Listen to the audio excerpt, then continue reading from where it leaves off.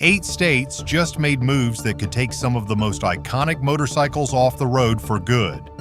These aren't small changes, they strike at the heart of what many riders thought was untouchable. Stick with me until the end, because your bike might be on this list, and you need to know why before it's too late. Number 7. Suzuki GSX-R 600, the People's Sport Bike. Few machines earned their legend by mastering both the racetrack and the open road with the same relentless precision. Among middleweight sport bikes, few have earned the loyalty and recognition of the GSX-R 600. For many riders, it was the perfect compromise, light enough to handle with precision, powerful enough to thrill, and priced within reach of a working rider's budget. In recent years, however, a shift in regulations has started to close doors on this machine in certain states. Licensing tier systems, emissions compliance rules, and insurance risk categories have all tightened, making it increasingly difficult for younger or less experienced riders to put one in their garage. What was once the go-to performance bike for thousands has in some regions been pushed out of reach. Riders who craved precise cornering and a lively engine often gravitated toward this 600 cubic centimeter inline 4, producing just over 100 horsepower and about 45 pound-feet of torque. Consumer Reports consistently praised its ability to blend sharp responsiveness with a comfortable riding stance, making it equally at home on back roads or track days. Braking was handled by dual front discs with radial mount calipers and a single rear disc paired with fully adjustable inverted forks and a rear monoshock for stability. At roughly 412 pounds wet with a 31.9-inch seat height, it last sold in the U.S. near $11,300. A Florida rider who has logged over 80,000 miles on his Road Glide CVO said, "It's not just a bike, it's my rolling living room. Smooth, powerful, and built to eat miles without wearing me down." The GSX-R 600 has long been a machine that rewards skill and punishes overconfidence. Its responsive throttle, precise steering, and high revving nature mean it can deliver incredible satisfaction for a practiced rider, yet overwhelm someone who is still learning the limits of a performance bike. This is one reason insurance companies in several states have placed it in the highest risk category for riders under the age of 25. Add to that the push from environmental agencies like the California Air Resources Board, which has raised standards for emissions and noise compliance, and the path to ownership becomes narrower. These challenges are not outright bans in the federal sense, but in effect, they remove the GSX-R 600 from consideration for many of the riders who once flocked to it. For those who already own one, the bike remains a potent reminder of the golden age of Japanese sport bikes. It's a machine that can still turn heads at a weekend meet, tear through a canyon road, or hold its own at a local track day.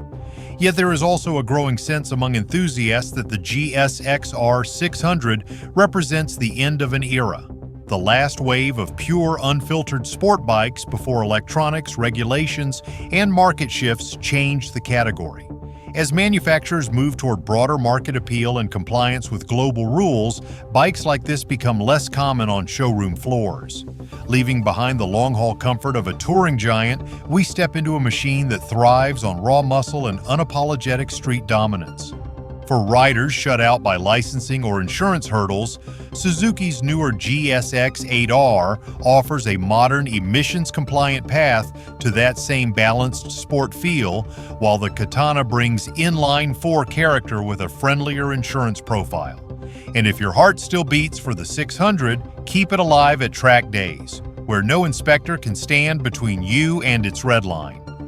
If you've enjoyed the ride so far, hit that like button and drop a comment below with the bike you choose. Your thoughts keep these conversations alive, and your feedback shapes what we cover next. Let's hear your pick before we head to the next machine. Number 6. Yamaha MT-10. Too much muscle for the masses. The true thrill begins when a bike stops asking for control and starts taking it. The MT-10 falls squarely into the latter category, a naked machine built on superbike DNA that delivers instant, unrelenting torque from the moment the clutch engages. It is the kind of bike that seems to snarl even when idling, offering performance that feels limitless in the right hands and overwhelming in the wrong ones. In recent years, tightening noise and emissions laws paired with stricter enforcement of power-to-weight limits in certain states have put this model under increasing scrutiny. For riders in regions with these regulations, the MT-10's brute force has shifted it from a showroom headliner to a legal headache. Powering this aggressive street performer is a 998 cubic centimeter inline-4, producing just over 160 horsepower and about 81 pound-feet of torque. Dual disc brakes with radial mounted calipers in the front and a single disc in the rear provide sharp, reliable stopping. A fully adjustable inverted fork pairs with a link-type rear monoshock for precise handling. Weighing around 463 pounds with a seat height of 32.5 inches, it offers a commanding stance. Many riders in Consumer Reports praised its blend of comfort and raw acceleration, noting its confidence in both city and highway use. One Victory cross-country owner from Ohio shared, "People used to stop me at gas stations just to talk about it. Even after the brand shut down, I wouldn't trade it. It's a piece of American muscle they just don't make anymore." What makes the MT-10 stand apart is not just the raw performance, but the immediacy of its delivery. The crossplane crankshaft design, borrowed from Yamaha's flagship Superbike, gives the power delivery a unique, almost V-twin-like pulse that hooks a rider's senses instantly. On city streets, that combination of torque and aggressive gearing can launch the bike to illegal speeds before a rider realizes it. On open highways, it feels unshakable at speed, a sensation that both thrills and unnerves depending on one's experience level. It is this potent mix that has caused insurance companies in several regions to place it in higher premium categories and lawmakers in noise-restricted states to view it as a likely offender even in factory configuration. Many seasoned riders praise the MT-10 for being a true rider's machine, one that asks for skill and rewards it generously.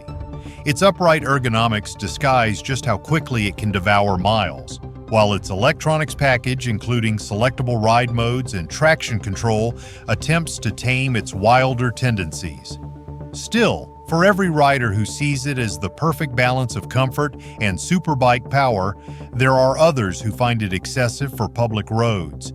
In states where decibel testing and emissions checks have grown more stringent, even stock exhaust systems can lead to failed inspections, forcing owners to consider aftermarket solutions or risk losing street certification altogether.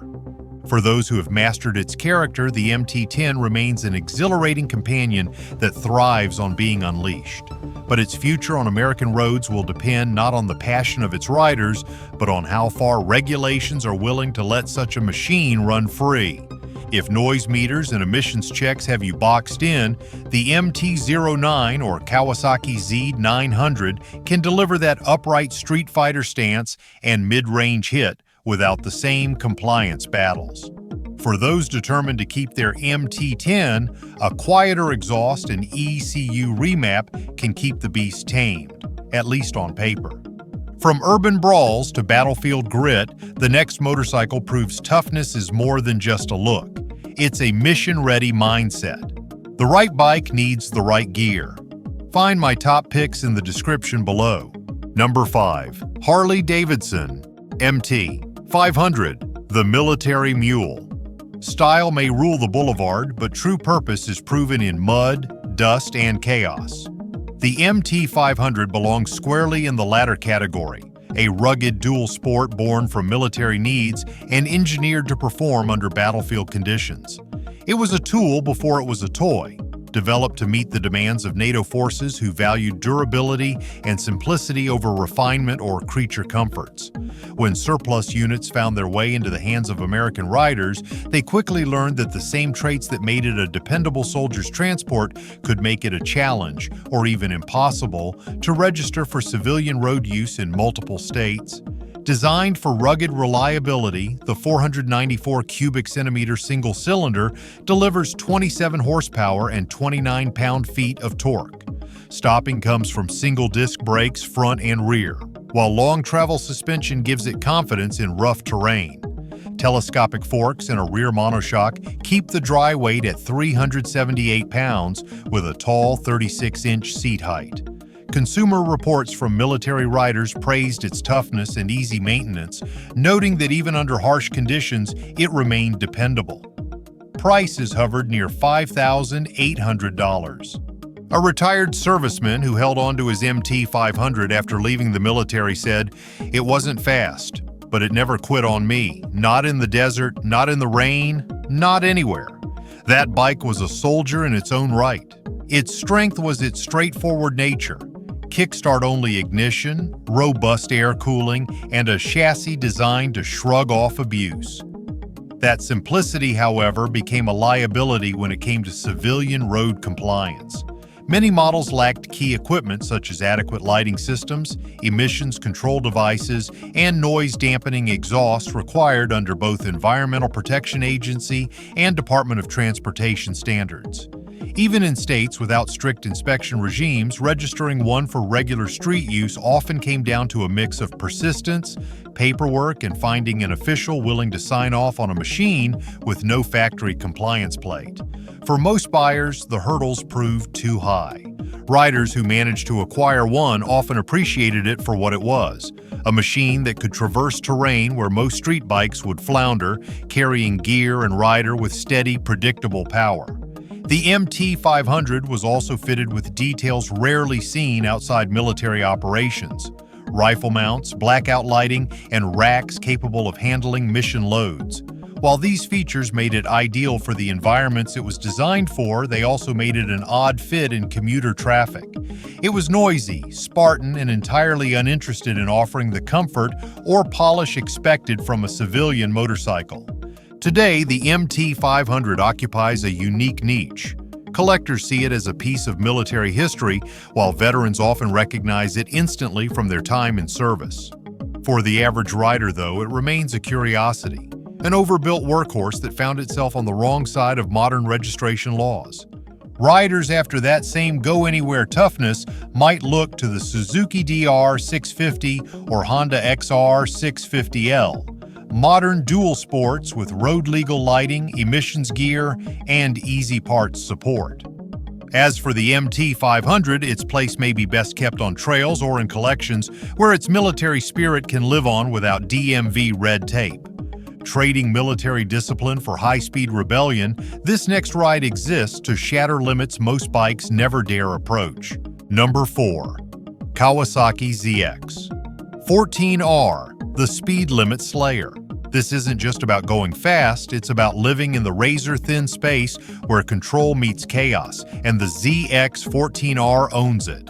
This machine was never subtle about its intentions. It was built for straight-line dominance, a purpose that has made it both a legend among speed enthusiasts and a target for regulators who see its performance potential as more than most public roads can safely handle.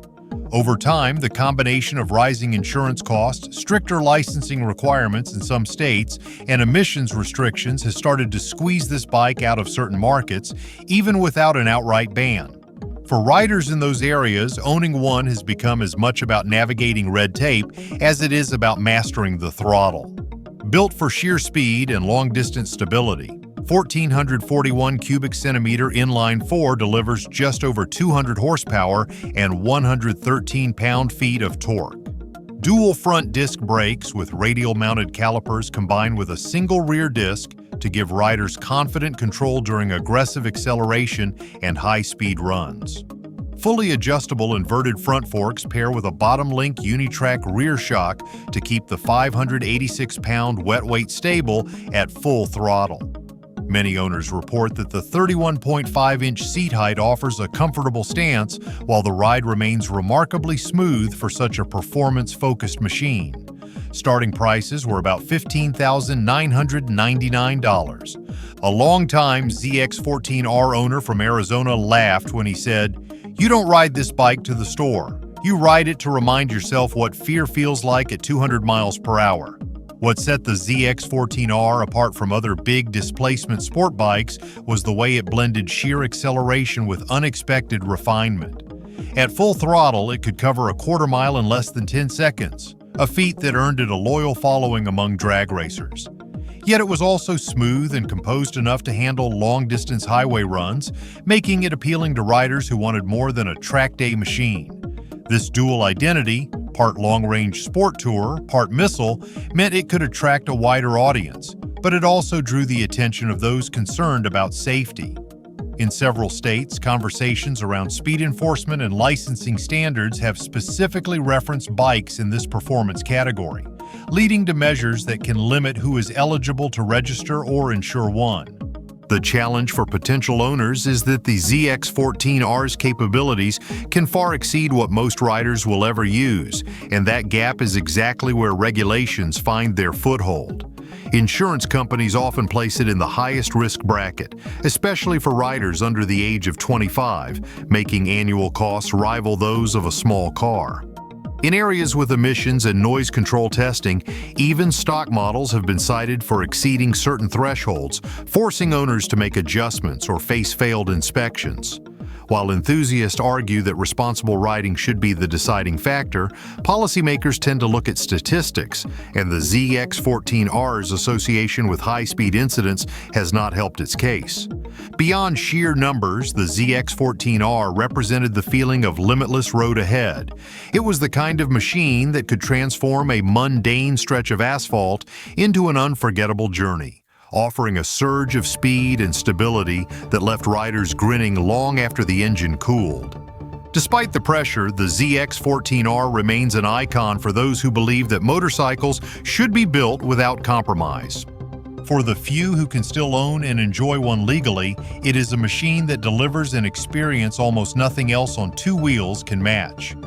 If your state makes the ZX-14R a paperwork nightmare, the Ninja 1000 SX or emissions-legal Hayabusa can scratch that high-speed itch while keeping the law at bay.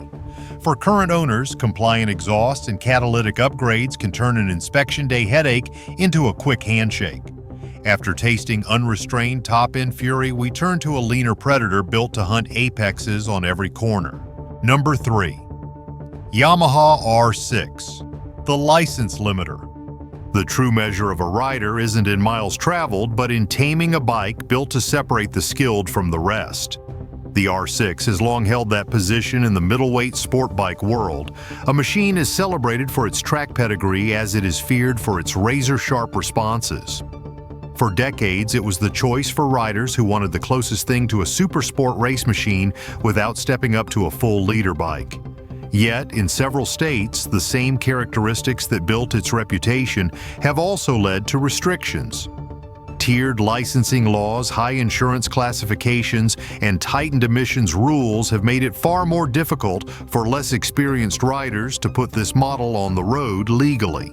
Track-focused engineering defines the 600 cubic centimeter inline 4, pushing out around 117 horsepower and 45 pound-feet of torque.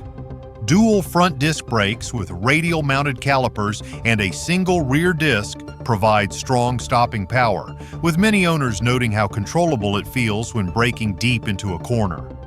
Balancing agility and stability, the fully adjustable inverted front forks pair with a link-type rear monoshock to manage the 419-pound wet weight.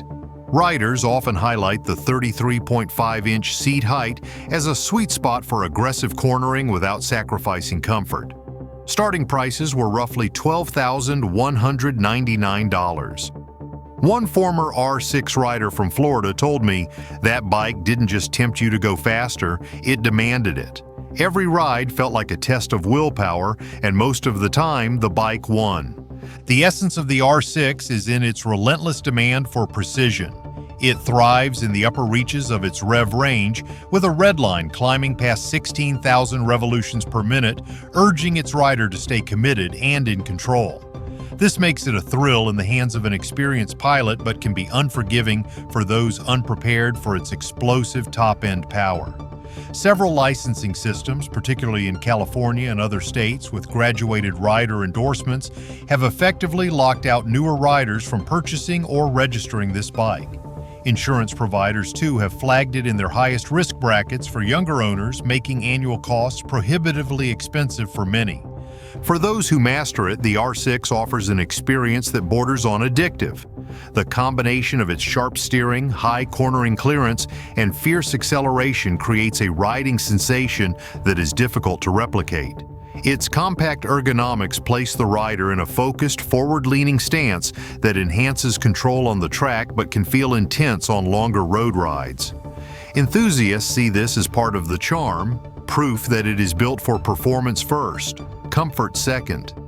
The problem from a regulatory perspective is that this design philosophy leaves little margin for error, and in the eyes of lawmakers and insurers, that margin matters most. For many, the R6 was more than a motorcycle. It was a rite of passage into true supersport territory. Its razor-sharp handling and high-revving engine forged skills, discipline, and confidence, leaving riders with memories of adrenaline-filled mornings and late-night rides that no other machine could quite replicate. While production for the street-legal R6 has ended in the United States, the model continues in track-only form overseas. For American riders, that means the remaining street versions are steadily becoming collectors' machines, prized as much for what they represent as for how they ride. In the R6's absence, the Yamaha R7 or Kawasaki GSX-R give riders a sharp, legal middleweight that still knows how to carve an apex. And for those unwilling to let go, the track is calling, where an R6 can run full tilt without a license plate in sight. Shifting from surgical precision to raw Americana, this next legend earned its scars on the open road and never looked back. Number 2. Harley-Davidson Dyna Series, the Wobble that wouldn't die. A legacy can come from perfection, or from a single imperfection that refuses to die. The Dyna series sits firmly in the second camp, a line of Harley-Davidson machines loved for their muscular stance and raw V-twin character, yet shadowed by a long-standing reputation for high-speed instability. Known among riders as the Death Wobble, the phenomenon could transform a relaxed highway cruise into a tense fight for control. For decades, loyal owners worked around it, adjusted for it, and in many cases accepted it as part of the bike's personality. But in a climate where road safety is scrutinized more than ever, that quirk has drawn increased attention from both insurers and regulators. Across its production years, the Dyna lineup carried air-cooled V-twin engines ranging from 1,348 cubic centimeters to 1,747 cubic centimeters, producing between 68 and 85 horsepower with torque from 84 to 115 pound-feet. Many riders praised the strong low-end pull, noting how easily it handled highway merges and uphill climbs. Dual front disc brakes with a single rear disc delivered reliable stopping power, while conventional front forks and twin coilover rear shocks kept the ride stable. Wet weights ranged from 638 to 714 pounds. Seat heights fell between 26.5 and 28 inches, and prices started from $12,999 to $17,499. The Wobble itself stems from a unique combination of frame design and engine mounting. Harley-Davidson chose to mount the swing arm through the transmission case rather than directly to the frame. A decision that, when combined with rubber-mounted engines and softer bushings, allowed a degree of flex at higher speeds. Under heavy throttle or sweeping turns at 70 miles per hour and beyond, this could translate into an unsettling oscillation at the bars. While it rarely led to catastrophic failure, the experience was enough to make certain Dyna models a talking point in rider safety discussions. Technical service bulletins and aftermarket stabilizer kits sought to reduce the problem, but no single fix erased it entirely. A Dyna owner from Texas put it best: "That bike would shake you awake at 70 miles an hour, but I never once thought about selling it. It was part of its character, like an old friend with a rough laugh." For seasoned riders who understood its tendencies, the Dyna remained a rewarding partner. Its low-slung profile, strong torque delivery, and customizable platform made it a favorite for long-haul builds and urban cruisers alike. The series also held a certain outlaw charm. Its look and sound spoke to riders who valued personality over perfection. However, in recent years, some states with stringent mechanical inspection requirements have flagged wobble-prone Dynas. forcing owners to make documented stability upgrades before passing inspection. Insurers in certain markets have also adjusted rates upward, citing increased claim risks for specific model years. Even with its quirks, the Dyna earned loyalty because it demanded skill and rewarded commitment. Riders who mastered its handling found a machine that could devour long miles, soak up punishment, and still look right parked outside any small-town diner, proving that character often matters more than perfection. Despite these hurdles, the Dyna's following remains as strong as ever. Even with its imperfections, it represents a period in Harley-Davidson history when performance and personality were allowed to exist with minimal compromise. For many, that balance is worth the extra care and cost it may require. Wobble-prone Dynas can earn a clean bill of health with aftermarket stabilizers and upgraded bushings, often enough to pass even the toughest inspections. For a similar feel without the fight, Harley's Softail Lowrider or FXL RST carry that same muscle cruiser DNA with a more planted frame. If this countdown has you rethinking your next ride, make sure to subscribe and join our community of riders. You'll get the latest stories, breakdowns, and real-world insights first. Before the countdown reaches its end, we arrive at the motorcycle that brought Harley heritage within reach of nearly every rider. Number 1. Harley-Davidson Sportster 1200, the Everyman's Harley. Not every legend is born from victory. Some earn their place by carrying riders through their very first miles of freedom. For generations of American riders, the Sportster 1200 was that machine. The first Harley for many, and often the one they never let go. It struck a perfect balance between affordability, performance, and heritage, offering a stripped-down riding experience that still carried the unmistakable rumble and presence of a full-blooded Harley-Davidson. Its appeal was simple: enough power to satisfy seasoned riders, yet accessible enough for those making the leap from smaller displacement bikes into the heavyweight cruiser world. In its prime, the Sportster 1200 carried an air-cooled V-twin displacing 1,200 cubic centimeters, producing about 67 horsepower and 73 pound-feet of torque through a 5-speed transmission.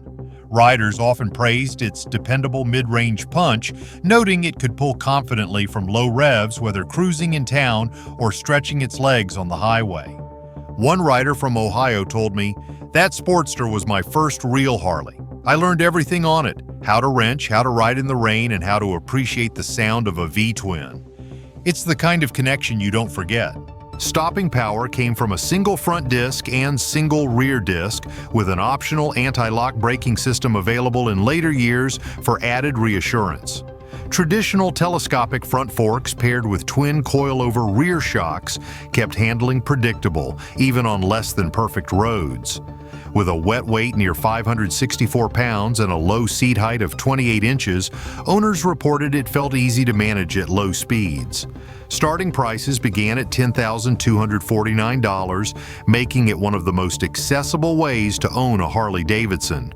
The real charm of the Sportster 1200 wasn't in its spec sheet, but in its versatility. Some riders kept theirs bone stock, using it as a nimble urban commuter with the soul of a cruiser. Others stripped them down into bobbers or bolted on taller shocks and dirt track tires to create scramblers. The platform welcomed customization, allowing owners to shape the bike into an extension of their own identity. Over the decades, this adaptability gave the Sportster an almost chameleon-like presence in the motorcycle world, one that could feel at home parked outside a roadside bar in Arizona or carving through mountain roads in the Smokies. Yet in recent years, the same simplicity that made the Sportster a classic also put it in the crosshairs of modern regulations. Tighter emissions rules and noise restrictions have made air-cooled engines increasingly rare in production, and some states have added additional equipment requirements that older Sportsters simply can't meet without costly modifications. While these changes haven't banned the bike outright everywhere, the growing patchwork of compliance laws has put a squeeze on its once universal accessibility. Still, for those who ride one, the bond is personal and enduring. It's the bike that doesn't ask for perfection, only attention. It rewards its owner with a direct connection to the road, a feeling of wind, engine, and asphalt, working in unison. And while laws may eventually push the Sportster further into the realm of nostalgia, it will always hold its place as the machine that made owning a Harley not just a dream, but a reality for countless riders across America. In states where old-school air cooling faces extinction, the new liquid-cooled Nightster or Indian Scout offer that low-slung stance and V-twin charm with full compliance. And for Sportster loyalists, catalytic converter retrofits and baffled exhausts can keep the rumble alive without falling foul of the law. Every bike on this list tells a story of power, freedom, and the kind of road only true riders understand. If you've made it this far, you're clearly one of us. Subscribe now and ride with a community that values real machines and real miles. Hit that like button if you felt the rumble and share your thoughts in the comments, because your voice keeps this road alive. There's always another ride, another story, and another legend waiting just around the bend. Stay tuned, keep the throttle steady, and I'll see you in the next one. Until then, ride safe.